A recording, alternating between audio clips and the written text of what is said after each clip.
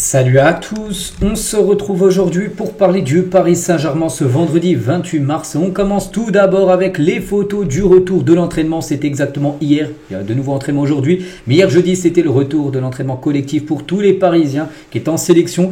Donc voici quelques photos, vraiment un entraînement déjà où il faisait très beau à Paris hier. Et surtout un entraînement beaucoup de sourires. On peut avoir Nuno Mendes, on peut avoir également Ousmane Dembélé. Tout le monde était très content bien sûr de se retrouver là pour une partie très importante de la saison. Pour l'équipe bien sûr parisienne, on peut voir également Presnel Kimpembe ou même Désiré Doué tient de retour à l'entraînement hier, il a dit, donc ça fait du bien de reprendre avec le club. Donc il y a de nouveaux entraînements ce matin, la conférence de presse bien sûr de Luis Enrique cet après-midi pour parler du match demain contre l'AS Saint-Etienne. On fera l'avant-match bien évidemment demain. Et concernant la reprise de l'entraînement, à noter que le jeune Noam Camara, j'en ai parlé il y a quelques jours parce qu'il avait signé un contrat stagiaire avec le PSG jusqu'en 2027, ce tout jeune joueur. Il a été convié à l'entraînement par Luis Enrique. Donc je sais pas, j'ai pas vu de photo de lui, mais il était présent avec le groupe pro pour l'entraînement hier et certainement pour l'entraînement du jour. Donc concernant le prochain match, donc on le sait, donc on est le 28, c'est le 29, c'est demain, c'est à 19h, attention. Déplacement là, Saint-Etienne, donc objectif bien sûr, gagner, à repartir, c'est toujours compliqué, c'est toujours des matchs un peu spéciaux, on peut dire les matchs après les trêves internationales. Donc voilà, en plus on sait que le PSG est sur une magnifique série d'invincibilité à l'extérieur en Ligue 1, donc voilà, il va falloir ne pas perdre bien sûr et continuer et si possible faire une saison invaincue. Donc ça passe par un résultat. Demain du côté de l'AS Saint-Etienne, puis voilà, c'est mieux de commencer avec une victoire qu'un contre-résultat, on peut dire. Voilà, parce qu'après ça va enchaîner, bien sûr. Après, regardez, il y aura Dunkerque, il y aura Angers, il y aura Aston Villa 2 fois, Nantes, ça sera un peu plus tard. Donc voilà, il y a le gros programme. Et concernant ce match, les gars, notez le point médical de ce vendredi, aujourd'hui 28 mars, concernant Arnaud Tenas et Kangin. Donc tout d'abord, Arnaud Tenas poursuit son protocole de récupération suite à une douleur à l'épaule gauche, donc normalement forfait. J'ai pas vu encore le groupe qui sera dévoilé, certainement peut-être aujourd'hui, voire demain. Le groupe pour le déplacement à Saint-Etienne, Arnaud Tenas, bon, de toute façon il n'aurait pas gaulé, vu qu'il y a déjà deux gardiens, Donnarumma et Safonov, mais voilà, il sera forfait. Et victime d'une entorse à la cheville gauche lors du match de la Corée, bien sûr, Kangin restera en soins ces prochains jours, donc lui aussi forfait. Bien sûr, on le savait, il était en béquille il y a encore quelques jours, donc il ne va pas jouer. Je crois que Kangin, c'est 2 semaines d'indisponibilité. Voilà, c'est les 2 forfaits normalement. Sinon, c'est le groupe au complet. Voilà, c'est une bonne nouvelle, bien sûr, avant les grosses échéances. Et concernant, bien sûr, ce week-end, on va dire, de Ligue 1 où le PSG peut être sacré champion de France. Peut-être demain, peut-être dimanche. Voilà, le PSG peut être officiellement sacré champion de France dès demain si Marseille perd à Reims, parce que demain, Marseille qui est deuxième, le PSG a 19 points d'avance sur Marseille. Donc si Marseille perd contre Reims, le PSG demain à 19h s'impose contre Saint-Etienne et que Monaco et Nice, le 3e et le 4e de la Ligue 1, font match nul, et c'est simple, s'il y a ces 3 scénarios qui se produisent, le PSG sera déjà sacré champion de France dès demain. Ce serait fou. Bon, si c'est pas le cas, si par exemple Marseille gagne à Reims, les autres cas se réalisent, ça sera la semaine d'après que le PSG sera sacré champion de France. C'est une question de peut-être d'heures, voire de jours, concernant cette Ligue 1 qui est assurée bien sûr. Mais voilà, on saura ça dans les prochaines heures. Et comme j'ai dit, donc il y a Saint-Etienne, il y a Dunkerque et ensuite Angers. Et après, ça sera la Champions League. Et à noter un match où l'horaire a été fixé. Donc la date de la rencontre PSG-Nice, comptant pour la 31e journée de Ligue 1, a été fixée. Donc le PSG recevra Nice, c'est officiel, au Parc des Princes le vendredi 25 avril. Donc là, le calendrier va jusqu'au 15. 15, c'est le match contre Aston Villa. Après le 22, je crois, il y aura le match contre Nantes qui est décalé. Et du coup, le 22, puis du coup 3 jours après, ça va jouer le mardi contre du coup Nantes, où là c'est toujours pas décalé, mais c'est le 22 contre Nantes. Et du coup le 25, donc un match le mardi, un match le vendredi. Voilà, ça sera vendredi soir, coup d'envoi 20h45. Voilà, c'est fixé, c'est ce match contre l'équipe de Nice. Le maître mot de ce retour de trêve internationale est l'individualisation, avec une récupération et une charge de travail adaptée à chacun selon la durée du voyage et le temps de jeu, tout ça. Le but étant bien sûr d'arriver au max le 9 avril face à Aston Villa. Oui, il y a des matchs importants, bien sûr, à Saint-Etienne, il y a Dunkerque, tout ça. Mais voilà, tout le monde pense surtout à ce match-là contre Aston Villa, ce match bien sûr, ce double match de Ligue des Champions. Et joueurs et staff sont affamés, mais leur appétit grandit et ne veulent en négliger aucune et sont bien décidés à entretenir ce feu sacré, bien sûr, où le PSG, souvenez-vous, avant la trêve, là, il y a une victoire. La semaine avait été magnifique avant la trêve, une victoire contre Marseille. Une qualification à Liverpool, donc voilà, le PSG, les joueurs veulent rentamer bien sûr ce qui a été fait avant la trêve, bien sûr. Donc depuis la victoire de Aston Villa face à Bruges, Luis Enrique s'est lancé dans la préparation de cette double confrontation face à l'équipe anglaise, à laquelle il consacre beaucoup de son temps. Oui, il consacre un peu le match contre Saint-Etienne, Dunkerque, tout ça, mais 3/4 du temps c'est consacré quand même à ce match de Ligue des Champions, qui est, on sait, un match très important, enfin une compète très importante pour Paris. Donc ces périodes de récupération sont jugées essentielles par Luis Enrique, elles font partie partie intégrante de cette préparation de l'ombre. Hein. Parce qu'il prépare déjà ce rendez-vous là qui a lieu en 2 semaines. Il préparait déjà le rendez-vous il y a encore 1-2 semaines. Pendant la trêve, il a travaillé bien sûr Luis Enrique par rapport à ce match contre Aston Villa. Pendant cette trêve, Luis Campos et le staff parisien ont d'ailleurs toujours été en relation avec leurs joueurs.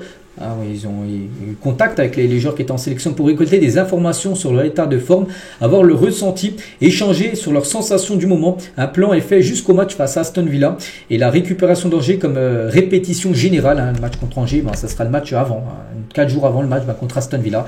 Voilà, en gros ce qui tout le monde pense en gros à ce match, bien sûr, contre Aston Villa. Oui. On continue, on va parler un peu mercato maintenant. Regardez, c'est Record Portugal, c'est Odiogo, c'est des sites portugais en gros qui parlent que le PSG s'intéresse bien à Rodrigo Moura. Qui est ce joueur? Déjà, il est tout jeune, c'est un joueur de Porto. Et Porto a démarré des négociations pour prolonger le joueur et ainsi mettre une clause de 80 voire 100 millions d'euros. Mais voilà, le PSG s'intéresse à lui, d'après les sites portugais. Et c'est vrai qu'on se dit, oui, le PSG certainement s'intéresse à lui, parce que déjà, il est jeune.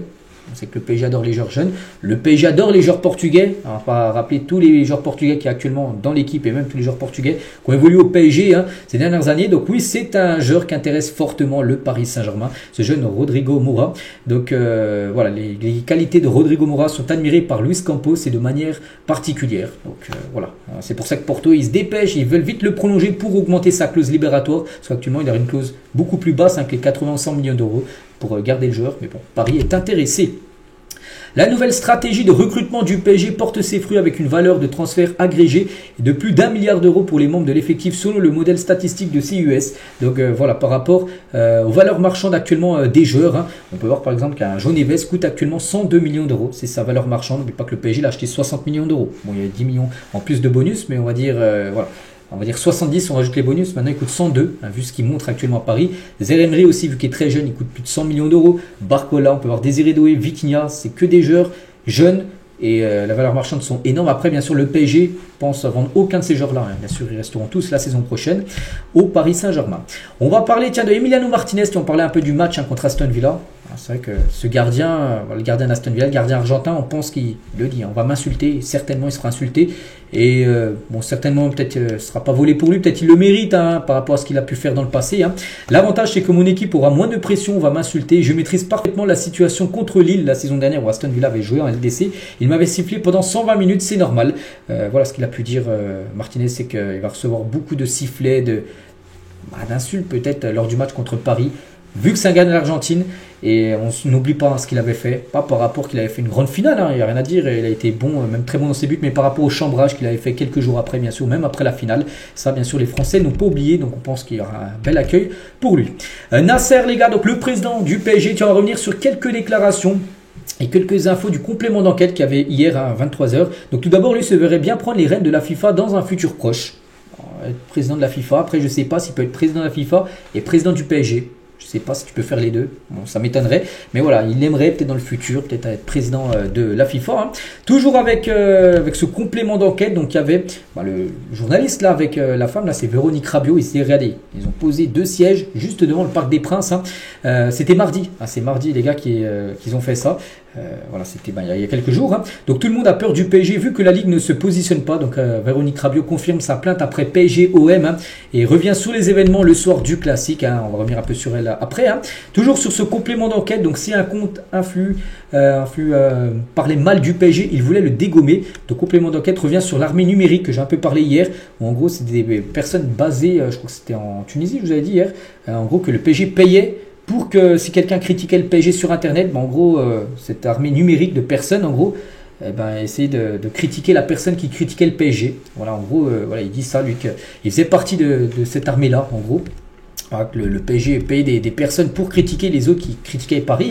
Le PSG aussi n'a pas porté plainte contre le supporter frappé par Neymar après PSG Rennes. Souvenez-vous un coup PSG Rennes en Coupe de France en finale et Neymar s'est embrouillé avec un supporter. Je ne sais plus ce qu'il avait fait, il a insulté, Neymar lui avait mis un coup, souvenez-vous, ça avait beaucoup fait parler, donc le PSG n'avait pas porté plainte. Mais en revanche, le club avait recueilli des informations personnelles sur ce dernier, sur ce supporter en gros, qui avait embrouillé Neymar, qui finiront par être jetés en pâture sur Twitter. Il faut monter un dossier rapide, il a peut-être un casier. Voilà, en gros, des personnes PSG cherchaient des trucs sur cette personne en gros qui avait embrouillé Neymar. Voilà, bon, c'est ce qu'on a pris hier sur complément d'enquête. Moi, je vous relaye quelques infos. On revient sur Véronique Rabiot sur les chants insultants contre son fils lors du classique. Je n'ai surtout pas compris le manque de réaction des instances. Le PSG ne s'est pas excusé en privé. La LFP non plus. Tout le monde condamne fermement, mais il n'y a jamais eu de sanction. Bon, après, n'oubliez pas que le 2 avril, le 2 avril, c'est mercredi. Le PSG passera en commission de discipline par rapport à ce qui s'est passé, les banderoles, les chants, tout ça. Il y aura certainement une fermeture de la tribune du Cup qui sera certainement fermée pendant voire peut-être quelques matchs. Véronique Rabiot aussi sur Nasser toujours, donc je pense que je le connais bien. Nous nous sommes souvent rencontrés de 2014 à 2018 quand son fils Adrien jouait au PSG. Il peut être sympathique, abordable, il peut être franchement désagréable. On avait une très bonne entente même. Il était proche d'Adrien, il avait même, je pense, de l'affection pour Adrien, donc son fils Adrien Rabiot. Il y a eu des tensions à partir de 2018 quand Adrien souhaitait partir. Adrien a été mis au placard parce qu'il ne voulait pas re-signer, prolonger son contrat. Il ne le gère pas le nom. Enfin, en gros, il n'aime pas entendre non, tout simplement Nasser. Enfin, d'après ce que peut dire la mère de Rabiot. Ça peut être la colère, mais c'est surtout la guerre. Il m'avait dit, ça sera la guerre, et ça a été effectivement la guerre. Voilà ce qu'elle a pu dire également dans ce complément d'enquête. Voilà. Et une autre personne, il a dit, ils ont essayé de m'enlever 2 ou 3 fois. Ancien majordome de Nasser, Hicham a été condamné à mort pour contumace de la justice qatari, accusé de détenir des informations explosives sur l'émir. Il dit avoir subi un harcèlement moral, dont des crachats et des insultes. Voilà encore ce qu'on a appris hier sur ça. Bon, il y a encore plein d'autres infos, mais on va sélectionner quelques-unes. Voilà ce qu'il y a à dire sur ce complément d'enquête. Et on finit juste avec 2 dernières infos. Tout d'abord, donc après avoir rencontré un franc succès en Martinique, en Guadeloupe, en Guyane, le PSG Academy, c'est un petit centre de formation, les gars couvrent, poursuit son développement en Outre-mer avec l'ouverture d'un nouveau PSG Academy du côté de la Réunion. Voilà, pour essayer d'avoir les meilleurs joueurs et peut-être les meilleurs éléments viendront à Paris dans le centre de formation bien sûr du PSG. Et on finit les gars, tiens, c'est la dernière info, bon ça concerne le PSG mais aussi tous les clubs de football et le football en général, parce qu'il y a 8 ans jour pour jour, la VAR était utilisée pour la toute première fois, et c'est vrai que ça a été une grande avancée bien sûr la VAR, ça concerne le PSG, n'importe quelle équipe, et c'est vrai que maintenant le football est beaucoup plus juste avec la VAR, donc voilà, c'était un 28 mars, et voilà, ça a été un tournant on va dire dans l'histoire du football. Donc voilà les gars, tout ce qu'il y a à dire aujourd'hui, j'espère que ça vous a plu. On se retrouve nous demain bien sûr, demain samedi, où on parlera du PSG, on fera l'avant-match contre Saint-Etienne, et je vous souhaite une bonne journée et à demain.